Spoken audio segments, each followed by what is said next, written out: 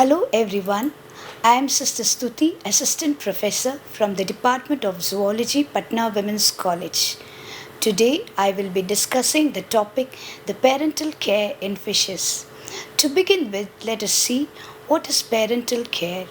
In general, parental care is any behavior performed after breeding by one or both parents that contribute to survival of their offsprings, looking after the eggs or young until they depend to defend themselves from predators. The continuation of race is made possible by rearing of the offspring by both male and female. Now we shall see the parental care in fishes.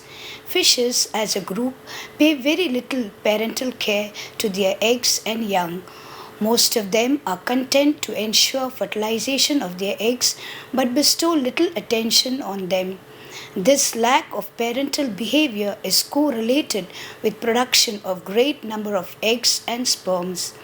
There are, however, some notable exceptions in which the eggs and young are guarded with great solicitude, mostly by the male parent.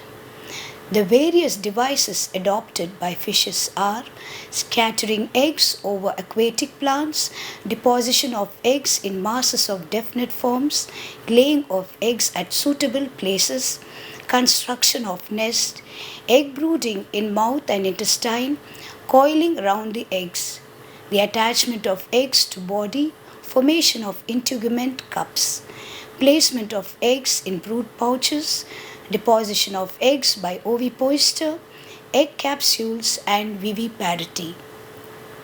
Now we shall discuss each with examples. Scattering eggs over aquatic plants. In some fishes such as pikes and carps, eggs are scattered usually over aquatic plants to which they are attached and thus prevent from being washed away with water currents. Deposition of eggs in masses of definite forms. Yellow perch deposit their eggs in single mass in hollow rope-like structure. The eggs are held together and form floating bands. Laying of eggs at suitable places. For example, salmon aspenser choose suitable place for spawning. They dig excavation in gravel substrates, lay eggs in pits and cover them with gravels. Now we shall discuss about construction of nests. Nests are built with various kinds of materials such as stones, aquatic vegetation, secretion of their body, etc. Male of many species such as darter, ichthyostoma, sunfish and cichlids prepare a shallow basin-like nest and the male remain on guard till the young ones are hatched.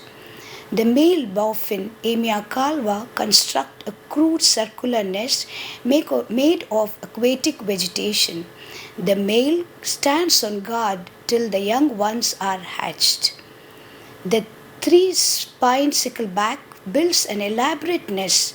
The male collects pieces of roots and stalks, aquatic plants, joins them by a sticky secretion produced by kidney.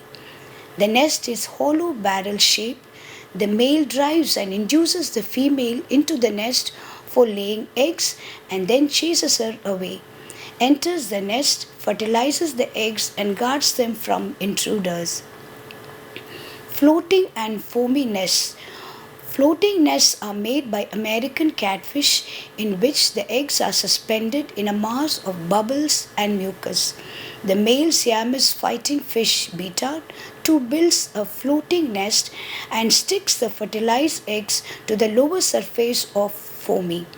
It stays on guard and fights till the death to defend it. Egg brooding in mouth and intestine. The female tilapia mozambica broods the fertilized eggs in her mouth. She allows the young to take refuge in a buccal cavity for some days after hatching. In the male pipefish Syngnathus, the eggs are kept in a special pouch closed by flaps of skin on undersurface of trunk or tail. The butterfish Pholis rolls eggs round into a ball, curls around it. Very often it is done by male. The male nursery fish, Curtus, carries eggs held in cephalic hooks. The cluster of eggs hangs on the hooks with the help of string. Formation of integument cups. In catfish platisticus, the skin of the ventral surface of the body of the female becomes soft and spongy during breeding season. As soon as the eggs are fertilized, the female presses her body against the eggs in such a manner that each eggs are lodged into a cup into integumentary depressions placed of eggs in brood pouches. In seahorse hippocampus, fertilized eggs are transferred by the female into the brood pouch of the male. These eggs are carried by males until they are hatching. Deposition of eggs by ovipositor. The eggs of bitterling are deposited in the mantle cavity of freshwater mussels by the female, whose oviduct is drawn out in the form of a long tube acting as an ovipositor. Egg capsules. Some of the type of sharks and rays produce a special leathery case called mermaid purse. It is a shell secreted by the shell gland of oviduct. The shape of the purse varies in different groups, but the function is the same, that is protection. Viviparity. The highest degree of parental care is found in ovoviviparous and viviparous fishes. In these, embryo's nutrition is obtained by forming yolk sac placenta in most cases. Among the sharks, Coliodon is ovoviviparous. So we can conclude that in fishes, conspicuous parental care is not observed. The eggs are laid sufficiently in safe places, and overproduction of eggs compensates the loss by destruction. In most cases, it is the male who takes care of eggs, young ones, and defend them. So the advantages of parental care are survival, protection, contribution to reproductive fitness, and for better development. Thank you.